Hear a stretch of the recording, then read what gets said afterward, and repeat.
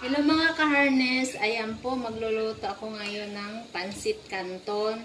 Hindi ko po ginigisa, ang ginagawa ko po, pakuluan ko lang sa tubig yung bawang, sibuyas, paminta at nilagyan ko rin po siya ng sili para medyo manghang. Ngayon, may tira kasi kaming lechon manok, ito yung aking sama sa pakukuluan para magkaroon ng konting lasa. Hindi na po kasi ako nabigisa talaga ngayon. Pakukuluan ko lang po yan. Tapos, yan lang yung pangpalasa. Tapos, mamaya-maya, lagay ko na po yung kanyang carrots at saka repolyo. Then, pansit canton. Ganun lang po pagluto ko. Wala nang gisa-gisa.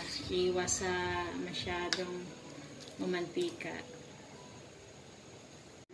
Ito na mga karnes, nalulod na natin ang ating carrot tsaka repolyo. Ngayon, tatanggalin ko naman to ang gulay para mailagay na ang ating pansit canton. Nilagyan ko lang po siya ng konting asin.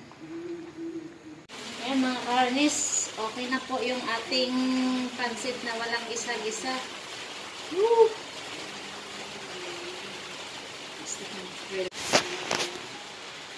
Karnes, luto ng ating pansit canton. Ayan, okay na to. Pwede na. Masarap na to kay nanay tsaka kay Harry. Walang ano yan.